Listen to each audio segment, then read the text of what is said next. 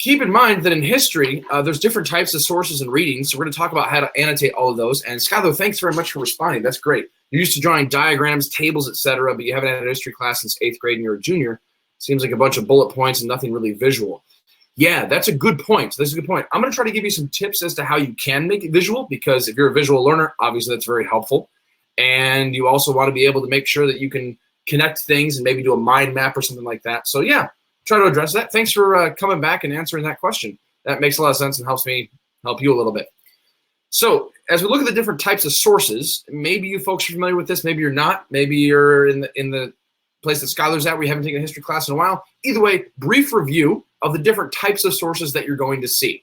The first is primary sources. Primary sources would be sources from the time period, people that are there, documents from history. Right? So Thomas Jefferson writing a letter to John Adams, or Christopher Columbus's diary, a primary source. You're going to see a lot of these on the exam, especially as the stimulus, or that thing at the top for your multiple choice questions, as well as for the DBQ, which is the document-based question, and the SAQ, which could help have you interpret some of those. Izzy asked, what is HIP? We're going to be getting there in just a second in more depth, but for now, that's the way that you analyze your documents on the DBQ. So the DBQ is kind of like an essay that you write. Think your standard 5-paragraph essay, but then you're going to be adding in some document analysis, because they give you 7 documents. It's always going to be 7, or so they've promised. They're always going to give you 7 documents, and then you need to incorporate those into your argument that when you write your essay. So HIP stands for historical context, intended audience, purpose, and point of view. Skylar put it in the chat. Fantastic. We know what we're doing. We'll get there a little bit later and do some more practice with that and go a little bit more in depth. But primary sources, again, are from the time period, and this is where you're going to see some of that analysis be useful. The other type of source is going to be a secondary source. These are historians' essays. So maybe your teacher's assigning some of these. Personally, I assign about one of these a week that's due on Friday. And this would be an essay written by a historian, so it's not a primary source. Maybe they were alive at the time, maybe they weren't, but they use primary sources, people who were newspapers from the time, people who were alive during the time, to build a narrative, and they start to zoom out a little bit and do some analysis, which is kind of what you're doing. So I would say, just as a little bit of advice here, secondary sources are very useful for practicing your essay writing skills, because you can get a good sense of how they write. And then also it's a good chance to be able to do some college level practice, because in the college level, you're going to be reading a lot of secondary sources. We're talking journal articles here, monographs, which are essentially academic books. So you'll want to be able to read those. Plus, they will show up on the APUSH exam as well, particularly in the SAQ and the multiple choice sections. Lastly, we have the fanciest term of all. We got primary, secondary, and now we have tertiary, which is like the third type of category, and that'll be textbooks. Textbooks are built on the foundation of primary sources, secondary sources, and they're synthesized even further. Presumably, all of you, if you're following the College Board guidelines, are assigned a textbook and have access to that at some point. Many teachers rely on that as kind of the backbone for the course. It's where you get a lot of your content. We obviously cannot cover everything in these streams or in classes or things like that. So your textbook is how you might get a lot of your content. That might be useful. And then lastly, there might be other sorts of things that they assign, but either way, I want to give you some advice that kind of applies to all of these, and then we'll dive into some more. And that is annotate. You may have heard this from your English teacher before, but even in history class, annotating is incredibly important as you read and as you decide to go through your textbook on a daily basis or on a weekly basis as you read primary, secondary sources. That involves underlining, highlighting, margin notes, summarizing. All that stuff is really important. If you could, throw something in the chat. What is your preferred go-to method for annotation? Do you have like 4 different colors of highlighters with you at all times? Are you writing down notes in a notebook as you go? Are you underlining? It gets a little tricky with textbooks that you don't own, but what are people using for annotation? Skylar uses symbols, which is fantastic. Nice little shorthand. Great way to go about that. Writing summaries of paragraphs on the side. That's a great way to make sure you're understanding as you go along. Absolutely. Cause and effect phrases, key ideas, dates, names highlighted. Excellent, excellent. Yeah, you folks are all doing really good stuff. Excellent stuff to suggest. Yeah, you want to make sure that, of course, If it's a textbook, it's a little bit more difficult, but you can still use the symbols, the paragraph summaries, just in a different place. Hannah's doing some underlining key terms, writing summaries, connecting with key concepts. Yes, yes, and yes. So a couple of brief suggestions when it comes to textbooks. This is a textbook that's an open source textbook, so it's free to use for anybody. And I just thought I'd give you an example right here. A couple things you can do as you read your textbook. Look for headings, titles, and sections. This is a fairly straightforward approach that works for any textbook ever. So perhaps you've been using this before, but make sure you're paying attention to when it switches sections. And of course, as with paragraphs, essays, and even books, the most important parts are going to be the beginning and the end because they might frame what's going on. So that'll be helpful. Look for bolded words. You folks are already doing that. Your key terms, excellent. Your vocab and review questions as you go. Some textbooks have review questions and vocab built in. So that's often helpful to be able to stop, sort of a checkpoint for yourself and say, hey, do I actually know this? But then some of them have them at the end as well. And that would be a good chance to write down, maybe make a Quizlet for yourself, make some flashcards, make sure that you know what you're talking about by being able to define those vocab words, answer those review questions, etc. And then, of course, look for graphics and charts. If you look at my examples on this screen right here that I'm looking at with you, notice at the top there's a title, New Worlds in the Americas, Labor, Commerce, and the Columbian Exchange. We're probably going to be talking about Columbian Exchange plus the middle passage. So slavery, I know that based on the title already. And then if you look at the top, it even has some learning targets for you. And it says by the end of this section, you'll be able to, and then it says 3 things you should be able to describe. And then there's another subtitle that says labor systems there in blue. And that will tell you that we're about to start talking about slavery or perhaps a slightly different form of slavery specific to the Spanish areas, and that's going to be the encomiendas. So that's one way to talk about it. And then, of course, graphics and charts. Look over here. We got a big graphic and chart related to the Columbian Exchange, where the so-called Old World and the New World come together. As far as, so that's more reading strategies. As far as note-taking strategies, I say to my students, use whatever works. You do you, live your best note-taking life, but make sure that you're staying organized. Whatever it is, be consistent, be organized, know where your notes are, be able to access them, and make sure that you're using note systems that enable you to have the level of detail that you need without writing a 10-page summary of a 12-page textbook reading. That just doesn't make any sense. A couple of options for you, and you folks are probably familiar with much of these. A simple outline, right? Your Roman numerals, your Cornell notes, which I have an example there on the right-hand side of the screen. Mind maps. Some of you were talking about that earlier, how you wish you had some mind maps in history class. Skylar was saying how it's useful in other classes, but also in history, it can be useful if you draw diagrams. For instance, I like to draw, let's go back to the previous one. If we're talking about the Columbian Exchange, I might put Columbian Exchange in the middle. I might put one half of it as Europeans, and then I might put the other half as Native Americans. Help me out, folks. So if I'm making this sort of a spider web with a bunch of spokes coming out here, we got Europeans on one side, we got Native Americans on the other side. What sort of subtopics might I want to put on the European side? In other words, how does the Columbian Exchange transform the lives of a lot of Europeans? You can go ahead and write some stuff in the chat there, and we'll see if we can build some stuff together. I'll start us off while I'm waiting for some stuff. The Columbian Exchange is going to change Europeans because it's going to enable them to encounter new crops. And so they're going to enable to have more food, particularly the potato. One of my favorite pieces is by, I believe it's J.R. McNeil, called What If Pizarro Had Not Found Potatoes in Peru? Say that 5 times fast, right? But it's all about the history of the potato and how that was really influential, especially German peasants. When they would have large armies just all across their land, it would destroy all their crops, except for potatoes are grown underground, and so they would be able to have still some calories and not have to die. Izzy was talking about agriculture. Absolutely. That's kind of what I was talking about with the potato example. There are other examples as well. For instance, mind-blowing fact right here, maybe. When I learned about this, this was incredible. There were no tomatoes in all of Italy before the Columbian Exchange. Tomatoes are a crop from the Americas. Pasta sauce, pizza, what? They didn't exist? That's what we think of as quintessentially Italian food, and yet that doesn't happen until after the Columbian Exchange. That's kind of cool. Same thing with the potatoes in Ireland. Potatoes come from the New World. So a lot of those. And then if we had on the other side of our mind map, we had the Europeans, then the other side would be Native Americans. So how does the Columbian Exchange affect Native Americans? go ahead and throw some stuff in the chat as well. Again, I will start us off with some. One, they began to trade for more luxury goods. So Native Americans who did not have metallurgy before Europeans arrived began to trade for things like knives or kettles or things that involved metallurgy. And that was generally a beneficial relationship for them, with a couple exceptions. Anything else that we have that we could talk about with, you can drop in the chat. Izzy's talking about diseases, expansion of settlement, horses, absolutely.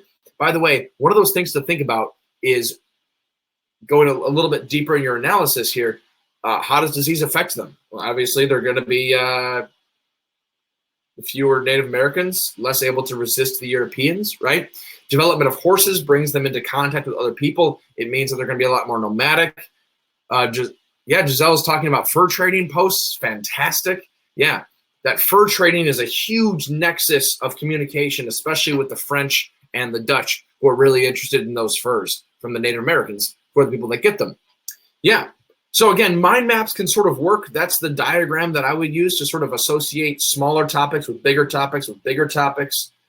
Yeah, and then Mahfouz is talking about Africa. Unfortunately, yes, one of the sad histories of early American history is the transatlantic slave trade and the massive amount of African labor that comes to the New World. Yeah, so African labor, although remember, it's always coerced. Hannah's talking about the Encomienda System. That's going to affect natives, right? Yeah, the Encomienda System is all about those Spanish people, and the Spanish were able to have natives who worked for them in exchange for allegedly Christianizing them and civilizing them, and it turned out to be rather nasty for the natives, right? There are some other ways you can take notes. Concept outline. I personally like using the concept outline that the College Board gives you and then throwing in some vocab, because that's how it's meant to be used. So your teacher has the concept outline for big topics like Native Americans grew up in different places with different kinds of geography, and they responded differently. Well, that's great, but then it's your job to be able to give some vocab that responds to that and that proves that thesis of sorts.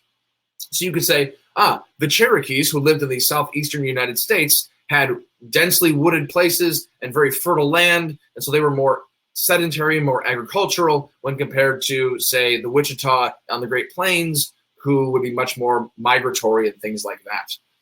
Yeah. And then, oh yes, Hannah's talking about the Bartolomé de las Casas and Juan Sepúlveda debate. Absolutely. Valladolid, I always have a hard time saying that. The debate, yeah. Are Native Americans actually people? And it's crazy that they were having that discussion, but that's going to be something that affects them. So again, whatever you're using to take notes, that's fine, but make sure you're using something that enables you to write down vocab words, that enables you to stay organized and be consistent with that. And then also a little bit of a PS there, you can color code. I like color coding things sometimes. Some of my students absolutely swear by it, but having different colored highlighters, and so some of it's dates, some of it's important people, some of it's places, some of it's just vocab in general, that's up to you, for sure. So let me pause really quick and make sure, do you have any questions about reading or about note-taking that I could potentially answer right now before we start going on to some of the writing sections for the SAQ and the DBQ? I'm not seeing any official questions in the question part down below. Feel free to write bigger questions there, especially as it relates to writing. But for right now, anybody else want to talk about note-taking or reading strategies before we move on to writing? Any questions? Hannah was saying her teacher only lets them use blue ink for the guided readings. That makes a lot of sense to have some consistency. Yeah, it makes it easier for the teacher sometimes. You want to make sure that you're able to read the difference between the question and the notes. Some teachers really like to have it be only handwritten so that students aren't sharing things, or they're at least doing the work, even if they're copying somebody else's. Yeah. All right. I'm not seeing any questions so far about the note-taking and reading, so let's move on. You folks are doing well. The short answer questions. Remember, short answer 101, let's just go over some basics here. This is one of the 4 types of questions you're going to see on the exam. Remember, you got multiple choice. Then you have the short answer questions. There are 55 multiple choice, 3 short answers, sorry, but 4, and then you have your choice in the last 2. Then you have the DBQ and the LEQ in a big writing chunk.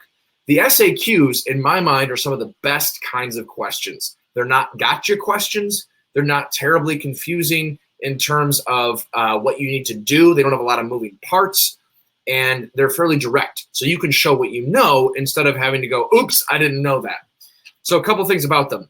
It's not an essay. Don't have a thesis. You don't need to write a whole bunch. In fact, if you look at that box right there to the right, that's an approximation of what it looks like on the exam. You don't have a whole lot of room. You need to write 3 answers for one part A, B, and C in that box. So you don't have a whole lot of room to maneuver. You want to write maybe 2 to 3 sentences per part. All right? You need to get to the point. You don't want to waste a lot of time. You do, however, need to be specific and use evidence. So we'll talk about the ACE acronym in just a second and talk about how that helps you to use evidence and use it well. That's very important. And you want to watch the time period. If you're including evidence that doesn't come from the time period from the question, you're not answering the question, it's hard to give you points. And readers can't do that. I can't tell you how many times I've been reading an essay and at the AP reading, and I read a whole bunch of really good stuff, and I say, wow, this student knows their history, but it's not in the time period, and I can't give them any points, and that breaks my heart, and it hurts your score, and you don't want to be in that position. So practice well, practice often. And then, of course, stay in the box. They're increasingly scoring these online. You want to make sure that if they're scanning yours, the computer doesn't cut yours off. Stay in the box. If you're having trouble staying in the box, you're probably writing too much anyway. By the way, a little bit of a hint there, and that is make sure that you're skipping lines, maybe between A, B, and C. So that way, if you think of additional things to write in later, you have a little line there, potentially useful. I don't have a sense of how everybody's feeling about this. So again, let's do another 1 to 10 thing. So 1, SAQs are a mystery to me and I'm totally lost. 10 being, yeah, I've written these all the time. I took AP World last year. I love SAQs and I eat them for breakfast. How are you feeling about SAQs in the chat? All right, Izzy is here to learn. Fantastic. That's good to know.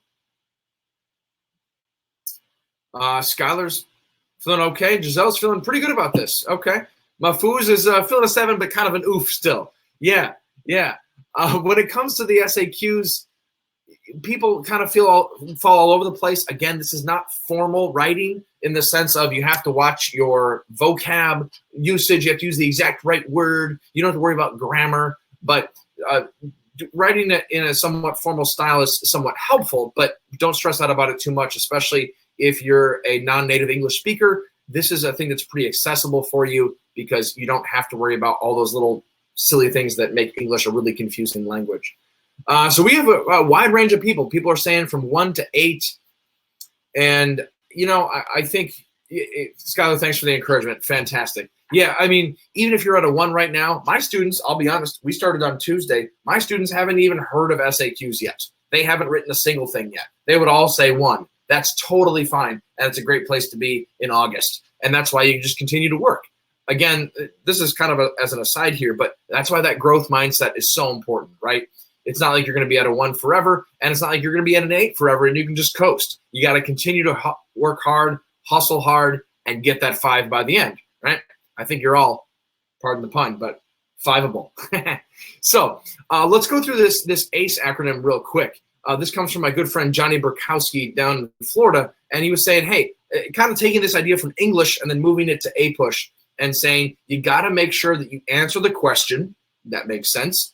Answer it directly. You got to cite some specific vocabulary. So you want to drop a proper noun if you can, and then you want to explain how does your answer satisfy the question? How does it explain the prompt? How does it answer the prompt? In my questions earlier when I was saying things like, what's one thing that what's one thing that happened to Europeans because of the Columbian Exchange? If you just say potatoes, that's not helpful, right? You want to say potatoes gave them increased nutrition, which changed their lives because there were way more of them and there was a population increase. Something like that. All right? So that's a pretty good acronym to use. And honestly, I think that is the foundation of writing in AP histories. Really, really important to do.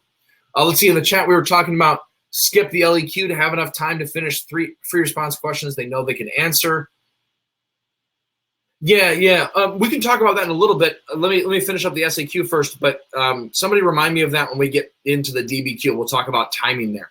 So with the short answer questions, a reminder that you have not a lot of time to write 3 of these.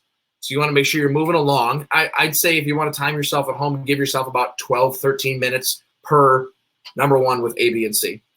And you want to make sure you're still moving along.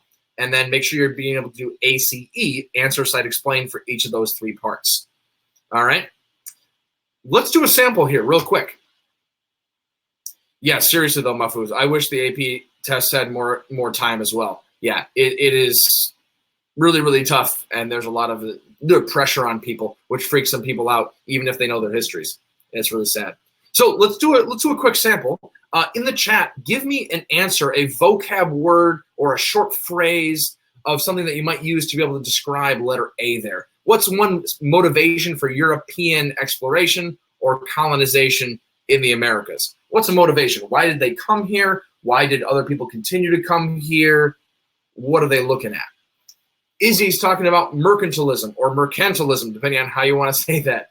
Yeah, Mufuz is talking about gold. Skylar's talking about religious values. Hannah, economic motives. Absolutely. Yeah, there's a lot of good options. One way to go about it, geopolitical competition. Yeah, like that phrase. One way to go about it is to remember the whole this is specific to the Spanish, but it can sort of be massaged for all the other European powers too, and that is the 3 Gs, right? Gold, God, and glory. Those are fantastic and really useful because you can think of gold. Oh, people were looking for resources, right? In Jamestown, they went out and started to mine for gold, looking around, and then John Smith had to say, you need to be farmers because otherwise we're all going to starve. Gold, God, everybody was interested in either beating the Catholics or beating the Protestants. Some people did more proselytizing and missionary work than other people. Hannah's talking about converts in the chat, exactly. So Catholics were largely motivated by that a little bit more than Protestants, but they were all interested in some sort of religious freedom or a missionary work or something like that. And then you have glory, which would be, again, the geopolitical competition that Mint mentioned. Absolutely. Land resource exploitation, mercantilism from Izzy, fantastic. Yeah, mercantilism, remember the idea that you want to have colonies to provide you with a market, and then you almost want to make sure that it is able to provide you only with raw materials, and then you provide the finished goods. Scholars referring to that classic meme, right? Jamestown had us in the first half, not going to lie, because they almost starved to death, and then they were able to succeed. Yeah, fantastic. So that'd be motivations for European exploration and colonization of the Americas. Yeah, sounds good. Keep in mind that you have people that are going after the Spanish because the Spanish get there first and everybody wants to do it as well. And the Portuguese arrived pretty early too. Let's go on to letter B. Briefly describe one specific effect of European exploration or colonization on the indigenous peoples of the Americas. A specific effect of European exploration. I already kind of talked about this. You folks already gave a whole bunch of good answers. Population decrease, disease, eradication, yeah. Taking them as slaves, massive population decrease, yeah. Most scholars think around 90%. It was getting pretty intense. Yeah, not good. Not good at all. So remember, when you're talking about that, it's a good idea to drop some vocab if you can. And so mentioning things like smallpox, a specific disease, would be fantastic. Land being stolen from them, scholars talking about, yeah, it's a good idea to be as close as you can. Measles would certainly work. Yeah, this chat's really heating up, folks. Here we go. We also have, we said smallpox already. We have dysentery. There's syphilis. Syphilis is going like the other direction. Yeah, there's a lot of diseases that are happening. Make sure you drop one of them and then define it and then tell us, just to put a little icing on the cake. It might be a little bit much, but you want to make sure you get these points because SAQs are, 0 or 1. It's all or nothing. Say why the population decrease matters, right? There were fewer Native Americans to resist the Europeans that really trampled their society. It tore their communities apart because so many of them died. Many of them had to flee, something like that, right? So you want to make sure that you're working down from your vocab back to the question. That's a good idea. All right, and then lastly, we have letter C. Briefly describe an effect of European colonization on the Europeans in Europe. I don't want to be too repetitious or repetitive or say the same thing more than once. Get it? But go ahead and drop something in the chat if we haven't talked about that already. Hannah's saying it signaled hope for countries like Spain who can establish their rule and gain converts. Absolutely. Yeah. Castilian Catholicism from Spain grew all over the place. This was slightly before and then after the Reformation. And so there's a big religious motivation. More maritime control, says Izzy. Absolutely. You probably want to add something about what kind of maritime stuff they're controlling. So mention that mercantilism you mentioned earlier. That'd be a perfect pairing. Fantastic. Who's just talking about political domination? Yeah. You want to be again a little bit more specific than that, but that's a good way to start with the A, right? So political domination. Initially, you have Spain, Charles V, who just dominates Europe for a while. One of the reasons he's able to do that is with New World silver from Potosi. And if you've taken world history, you know a little bit about that.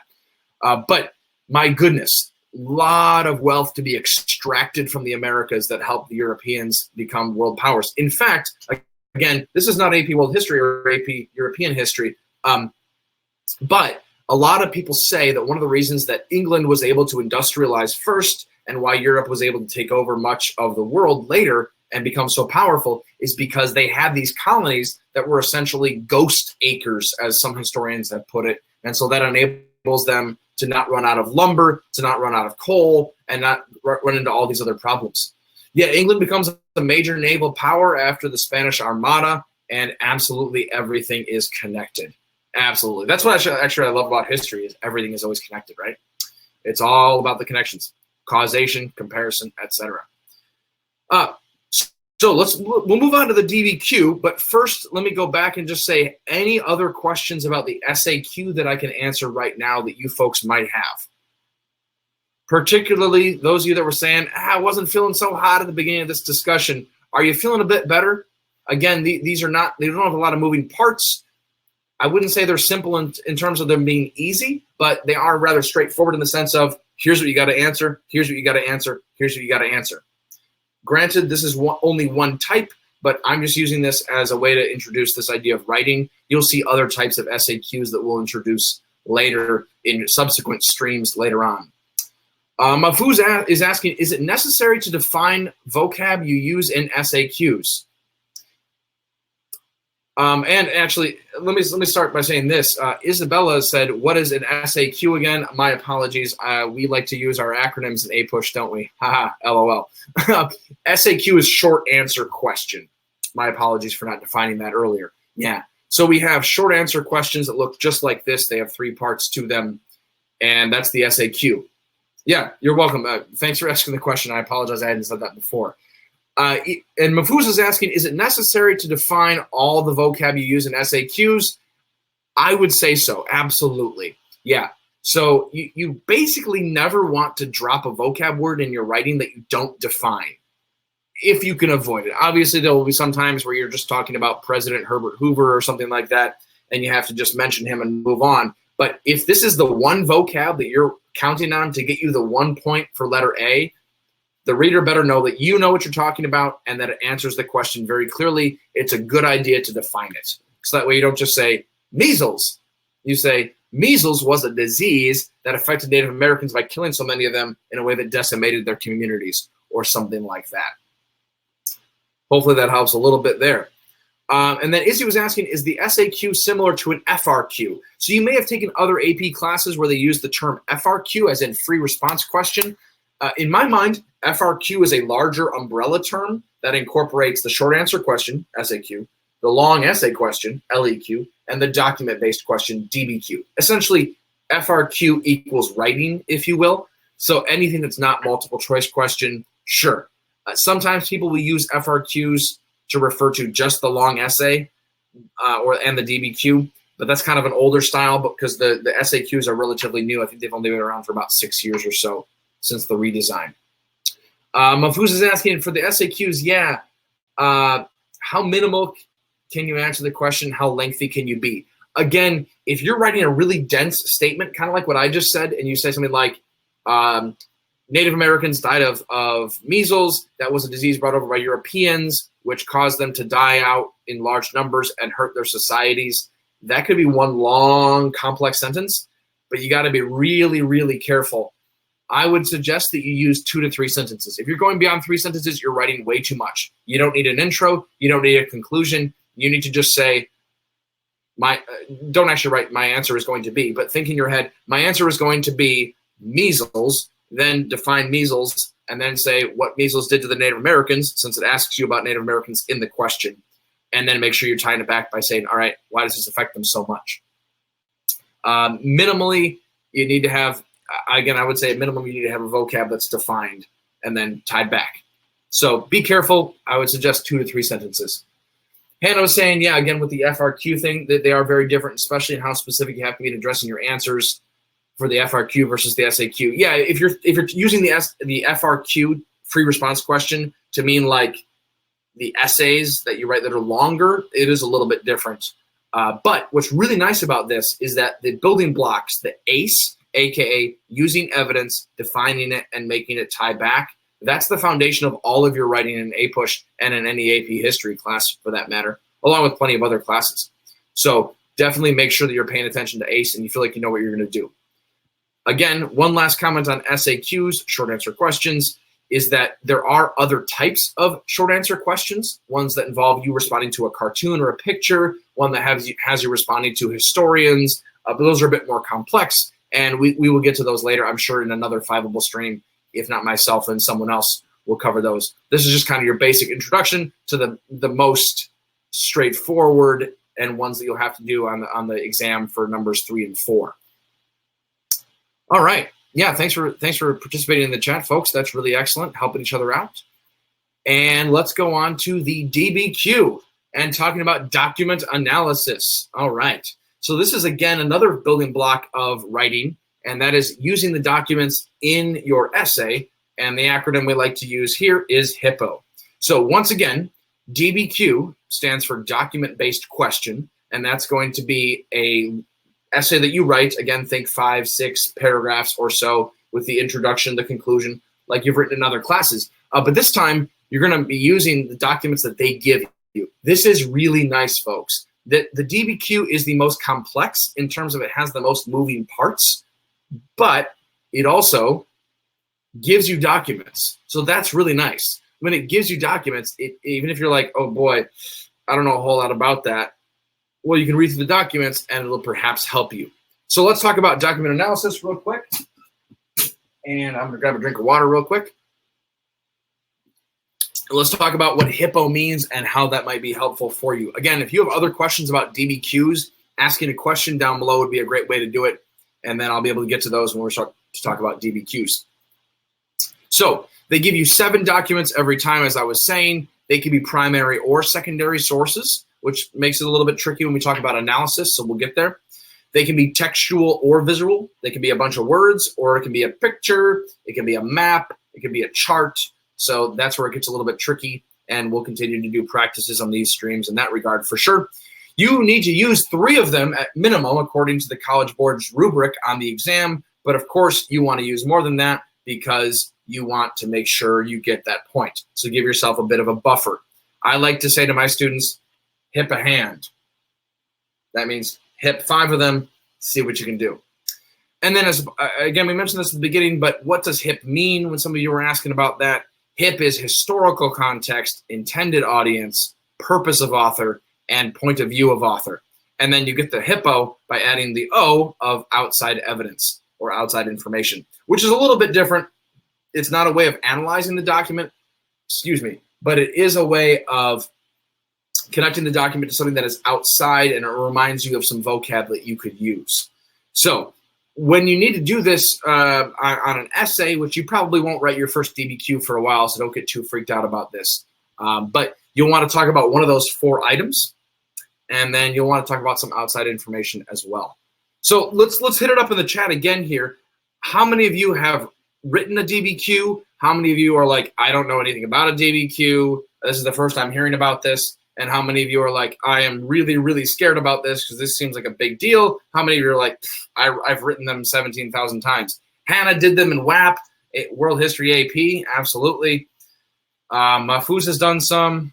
Yeah, he's done some in AP World as well. Fantastic. It's the same rubric, folks, if you take another AP History class, which is why it's kind of a nice double dip there. So if you're taking more than one AP History in subsequent years, it's really nice. Yeah. Izzy hasn't heard of it. That's good. That's good. Again, we're here to learn. Mahfouz has to finish a summer DBQ for APUSH. You had to do a summer DBQ for APUSH. Man, you folks are hardcore. Well done. Well done. All right. I usually introduce this gradually. I have my students do some HIP analysis of individual documents. Then we gradually start adding documents, and then we'll eventually start writing full DBQs, probably not until second semester. So my foos, you folks are hardcore. Well done. Bunch of other assignments over the summer as well. Wow. Hope you still got some time to relax, of course.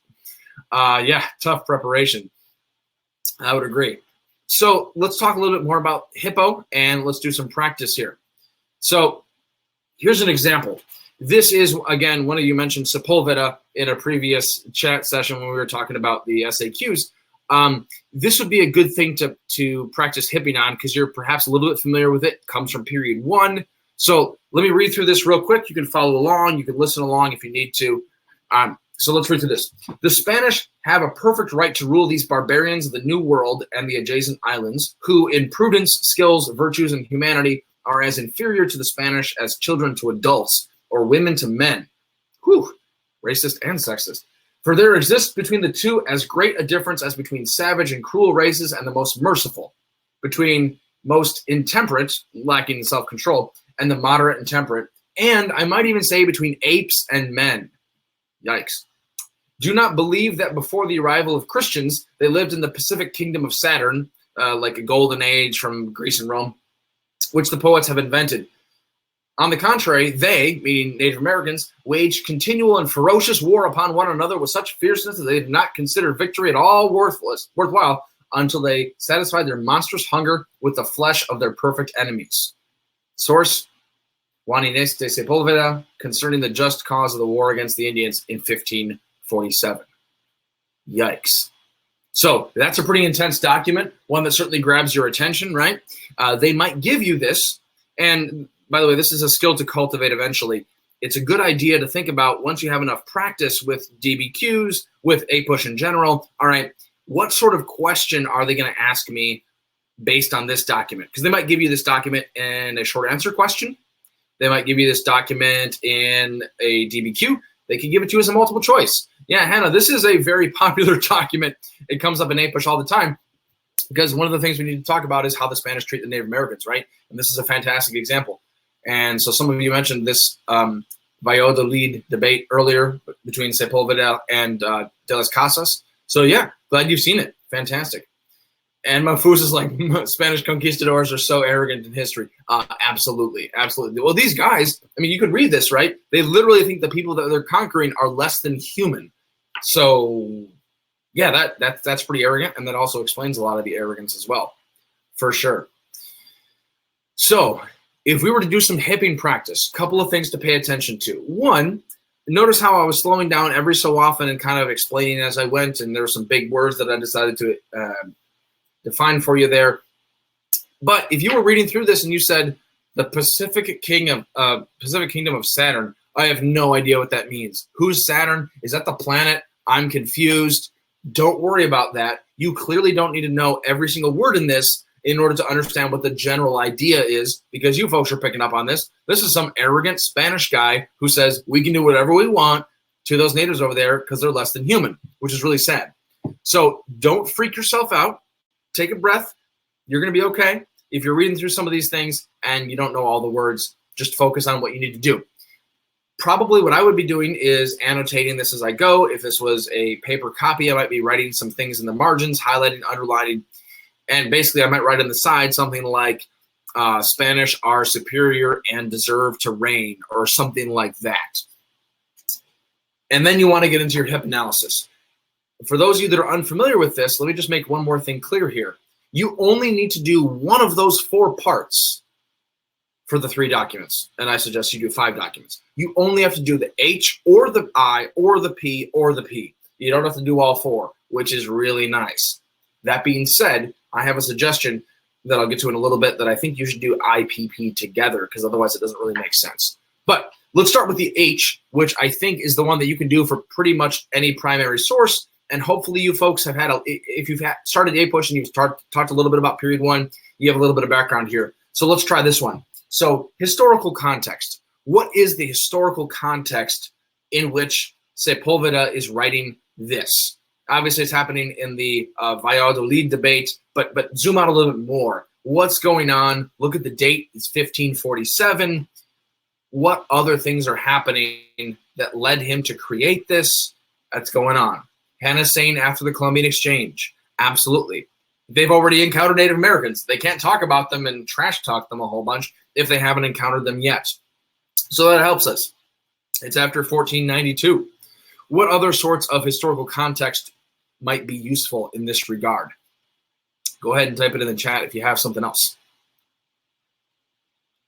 I would say knowing your dates is fairly important, like 1492, but in this case, knowing 1547 is pretty unnecessary. Don't worry. You don't have to memorize those kinds of things. As long as you know it's, yeah, after the Spanish arrive and they start interacting with Native Americans. What's going on, speaking of that, and as you're thinking about context here, what's going on in the New World in the 1540s with the Spanish? What else is happening? How are they interacting with the natives? There's that specific vocab term that some of you used earlier that might be good here. Let's see. Oh, Marco Polo's Tales of Exploration attracted the Spanish to search for gold and fulfill their pleasure. Absolutely. A lot of empires are starting to come. You want to be a little bit careful with that because this is pretty early. And so there are some initial explorations, but it's not like we're in the 1600s where the French and the Dutch and the Spanish are really, really getting into the New World. This is pretty early on. It's going to be mostly Spanish, but I see what you're saying. Yeah. But yeah, they're looking for gold or for fulfilling their pleasure of gold god glory. Absolutely. And then what's that term that we have for the Spanish ruling over the natives on those little farming plots, and they would mistreat them, and they were supposed to be taking care of them in a very patronizing way. Hey, Izzy, nice job. Encomienda. Yeah. And that's Encomienda. People are writing that down. Good job. Good job. Yeah. So if you mention Encomienda, you could say this is a perfect example of what's going on at the time period that actually proves what he's saying in the sense of they think they're better. They're that arrogant, and they think that they can rule over the natives a lot more. Okay. So then let's think about the I here. What is the intended audience? To whom is Sepulveda talking? Go ahead and throw that in the chat. Who's he talking to? Is he talking to Marco Polo? Time period doesn't really make sense. Izzy thinks it's people back in Spain. Hannah thinks it's the wealthy conquistadors or conquistadores, I guess. Yeah, we have some options here. We have some options. Monarch, maybe? Yeah, Ferdinand Isabella. Or maybe it's a little bit late for that. Most likely to people who believe the treatment of the natives is harsh. Ooh, exactly. So all of these could work. You just want to make sure you set it up properly, and you want to talk about it with a little more detail. So if he's talking to fellow conquistadores, well, not fellow, he wasn't really one, he was a scholar. But if he's talking to wealthy conquistadores, he's probably saying, hey, this is a way to justify it. That's why he's talking to them. If he's talking to the monarchs, he's saying, hey, don't worry about us. We got this all good. We're doing just fine. And if he's talking to other people back in Spain who disagree with him, he's literally having a debate with Bartolomé de las Casas, and that makes sense. Now, you'll notice something. That means that we just started to drip into and fade into a little bit the point of view and the purpose, right? It's hard to talk about audience without doing purpose and point of view. Because if you said, he wrote this to the monarchs, yeah, so what? The so what question is always one to think about. Hannah's talking about repealing the new laws. Fantastic. But so what? What are the new laws? What's going on? And why does he want those to be repealed, right? Why is he talking to people back in Spain? Why do people back in Spain even care about this? Perhaps because of the debate with Las Casas, right? So answering that so what question is fantastic. Hannah, exactly. Ending the Encomienda system. Maybe he doesn't like it. Maybe he wants to have it come back. There's one of those contexts. I think this is a little bit earlier than the new laws, but feel free to correct me if I'm wrong there.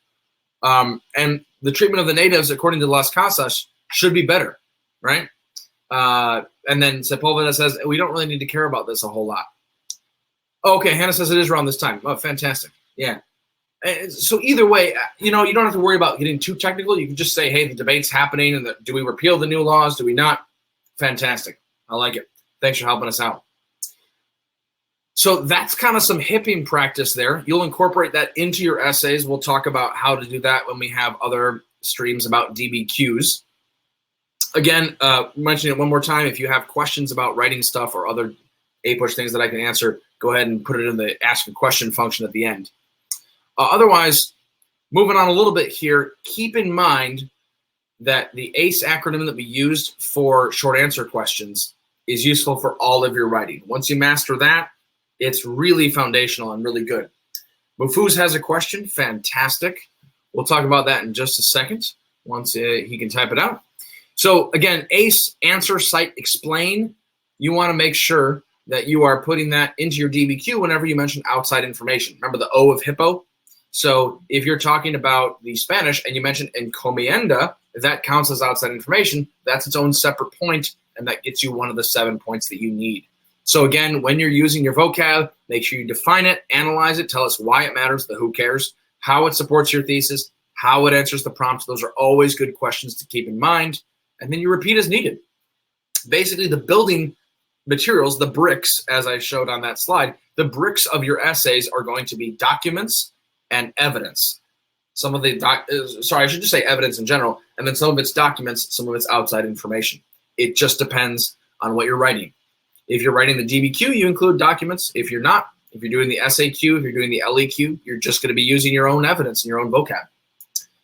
So keep that ACE acronym in mind. It's very helpful, and it'll help you do better on all of your writing in APUSH. And honestly, it's just good writing in general. When you're doing academic writing, you want to be defining your terms, showing people that you know what you're talking about, and then also making sure that you're connecting it back to the prompt, because if it's not answering the prompt, you're not doing your question.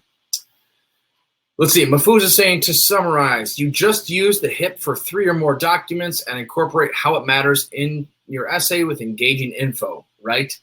Indeed, that is correct. That's a great way to say it. Yep. So you're going to be using the HIP for 3 or more documents. Again, I suggest 5, HIP a hand, so that if you get some of them wrong, you still get the credit. But you're going to incorporate that, how it matters, into your essay. The way that I like to think about it, and some people write it as just kind of a laundry list, and it's not great writing. It can still get the points. But the way that I like to think about it in a way that makes sense, and I feel like is good writing, is your documents should be examples of historical things that you already know. So, for example, with the previous one, let's just go back a second. So, for the Sepulveda, if you're talking about Native European interactions, you could say a statement like, Europeans often debated whether or not they should be treating Native Americans as even human beings, for example. And then you could talk about this Sepulveda document. Absolutely. Let's see, Hannah thought it was for 7, like 1 or 2 per document for 7 documents. No, you have to use parts of all 7. And again, we're getting a little bit different than what I'm talking about here, so sorry about that. You have to HIP 3 documents, and you must summarize and tie to your thesis the other 7. But those are 2 separate points. You get 1 point for HIPping documents. You get 1 point for summarizing documents that connect to your thesis. For this one, you have to use 3. For this one, you need to use all of them. Actually, it's the same for WAP. They all have standardized rubrics in world history, in European history, and U.S. history now. It's all the same. They have 7 documents. You must use 6. You should use all 7 when you're summarizing. You must use 3. You should use 5 when you're HIPping. So there's 2 different parts to it. Yeah. And so that's kind of the larger DBQ structure for sure. We're going to be getting more of those DBQ streams going, and so definitely some more practice in your classes as you go. Yeah. So let's move on a little bit then from that. Again, keep in mind ACE is the foundation of APUSH writing. And that's basically all that I had for right now in terms of presenting. Just a real quick recap here. Remember, it's a good idea to keep yourself organized when it comes to your notes. That's useful. Use a variety of different ways. 2, when it comes to reading, make sure you're paying attention to key phrases, key words, and titles and headings, no matter what you're reading, but especially with your textbook. That's the backbone of your course. And then when it comes to writing, make sure that you know that ACE acronym, the answer, cite, explain, or expand. You want to make sure that you're using good vocab words and that those vocab words are defined and connected back to the question. That's really important. And then you'll be able to use that for all your different kinds of writing. Let's see. Hannah was asking, what would you recommend for effective SAQ, DBQ, or LEQ practice? That's a big question. I would say, I mean, practice is the #1 best way to go about it. And then, so doing the more you can, the better. Other big suggestions that I would have would be use timing. Timing is really good. Time yourself because you're going to be stretched for time on some of these. And Hannah, you're using AMSCO, which is fantastic. You can use a Princeton review. That's totally fine. AMSCO is good too. Any source that you have that has practice questions is going to be useful. I believe Amanda published a bunch of different review books. AMSCO is a review book that you're assigned by your teacher, I believe. Okay. Yeah. AMSCO is just a review book that people use. Sometimes it's kind of like a textbook. It's pretty supplemental, but it also can be pretty comprehensive. So it has like a chapter with the information you need, and then it has practice questions at the end of each chapter, like a lot of textbooks are doing nowadays. If you Google AMSCO APUSH 2020, you should be able to find one. I think you have to be, oh yeah, and then like the Ethel Woods, yeah, like the Essentials book, yeah, very similar. So for effective SAQ, DBQ, and LEQ practice, Ethel Wood actually makes one for APUSH too. So if that's helpful to you and you liked it before, go ahead and get one. That'd be great. But I would recommend that you obviously time yourself, that you do as much practice as possible. And then again, like we did today, start small. So start with the SAQs. Those are the most accessible, I would say. It's what I start my students on. And then I would build it into the DBQ. Maybe do some HIP analysis, practice reading a short document, and then being able to say, all right, what's the historical context, what's the intended audience, purpose, and point of view, and how could I use this in a larger setting? Then start building in your outside evidence. By the way, that's exactly what an LEQ looks like. It's just you have your introduction with your contextualization, your thesis, and then your body paragraphs with the evidence, and that's going to be real nice.